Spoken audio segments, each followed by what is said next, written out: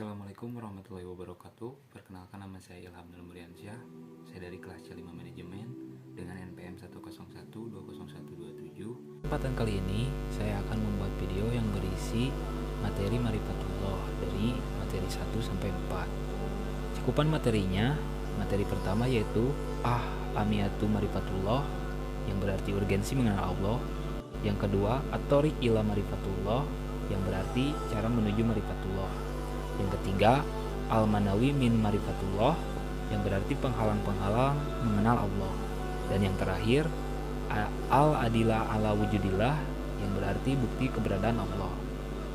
Langsung saja saya akan menjelaskan materi yang pertama, yaitu Amiyatu Marifatullah. Marifah berasal dari kata arafa, yarifu marifah, yang berarti mengenal. Dengan demikian, Marifatullah berarti usaha manusia untuk mengenal Allah, baik wujud maupun sifat-sifatnya. Allah yang Maha Rahman dan Maha Rahim tentu tidak akan membiarkan kita terkatung-katung tanpa adanya pembimbing, yaitu utusan-utusannya, para nabi dan rasul, yang akan menunjukkan kita ke jalan yang benar.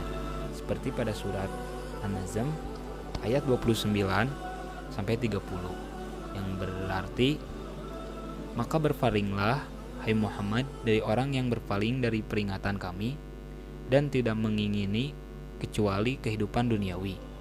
Ayat 29. Arti dari ayat 30 yaitu, itulah sejauh-jauh pengetahuan mereka, sesungguhnya Tuhanmu dialah yang paling mengetahui siapa yang tersesat dari jalannya, dan dia pula lah yang paling mengetahui siapa yang mendapat petunjuk. Di sini ada manfaat mengenal Allah yang terbagi menjadi 6 manfaat. Pertama, Al-Khalifah, yaitu menjanjikan menjadi penguasa di muka bumi. Yang kedua, Tamkinuddin, yaitu diteguhkannya Islam di muka bumi. Yang ketiga, Al-Amnu, yaitu mengkondisikan dengan rasa aman dan tentram. Yang keempat, Al-Barakat, yaitu keberkahan yang melimpah. Yang kelima, yaitu Al-Hayatun Thayyibah, yaitu kehidupan yang baik. Dan yang terakhir yaitu Al-Jannah, yaitu surga. Materi yang kedua yaitu At-Thoriq ila Marifatullah, yang berarti cara menuju Marifatullah. Pembahasan tentang menuju pengenalan terhadap Allah Subhanahu wa Ta'ala bisa melalui beberapa cara. Salah satunya yaitu dengan melalui ayat-ayat Allah Subhanahu wa Ta'ala.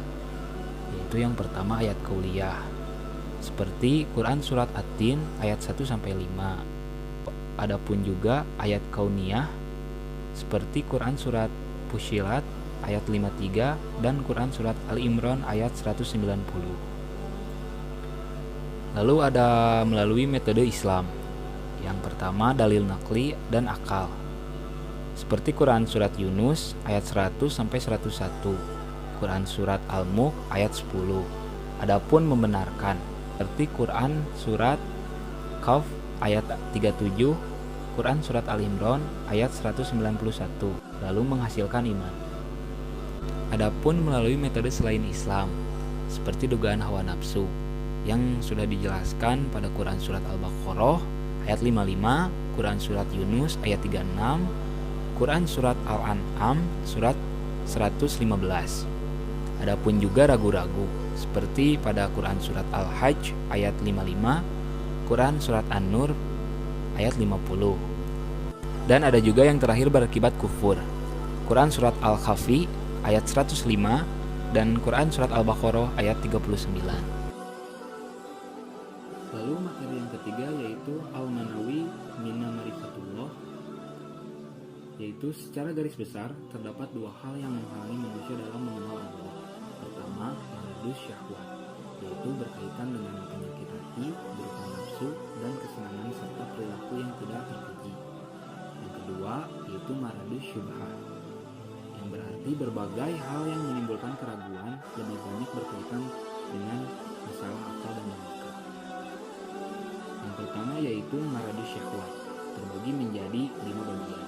Yang pertama al-fisku, seperti pada Quran surat Al-Hasyr ayat 19. Yang kedua al-kabiru, seperti pada Quran surat Al-Mu'minun ayat 35. Yang ketiga az-zulmu, seperti pada Quran surat Asy-Sajdah ayat 22.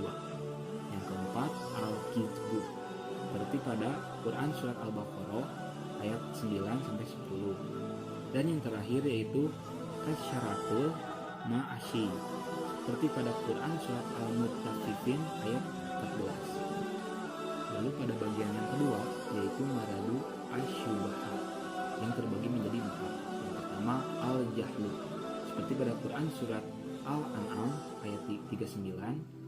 Lalu ada Quran Surat Al-Fatir ayat 37. Dan yang kedua al-irtiyab seperti pada Quran Surat An-Nisa ayat 143, Quran Surat Al-Hajj ayat 55. Dan yang ketiga al-inhiraf yaitu seperti pada Quran Surat Al-Maidah ayat 13. Dan yang terakhir al-ghaflah seperti pada Quran Surat Ar-Rum ayat 7 dan Quran Surat Al-A'raf ayat 179. Lalu materi yang terakhir yaitu al-adillah ala wujudillah. Seseorang yang mengaku muslim sepantasnya mengenal Tuhannya dengan baik, yaitu Allah Subhanahu wa taala. Seseorang yang mengenal Allah dengan baik, pasti ia akan tahu tujuannya. Ia diciptakan ke muka bumi, ia akan tahu untuk apa hidupnya di dunia ini, dan ia mampu setiap waktu yang ia lalui semata-mata hanya untuk beribadah kepada Allah Subhanahu wa taala. Eksistensi Allah Subhanahu wa taala terdapat pada ad-dalilul fitri seperti pada Quran Surat Al-A'raf ayat 172 dan Quran Surat Yunus ayat 22. Yang kedua ada ad-dalilul hissi seperti pada Quran Surat Al-Mu'minun ayat 27 dan Quran Surat Al-Anabiyah ayat 69. Lalu yang ketiga ad-dalilul akli seperti pada teori sebab, dan yang kedua teori keteraturan seperti pada Quran Surat Asy-Syaffat ayat 6, Quran Surat Kaf ayat 6. Lalu yang keempat ad-dalilul naqli seperti pada Quran Surat Al-A'raf ayat 54.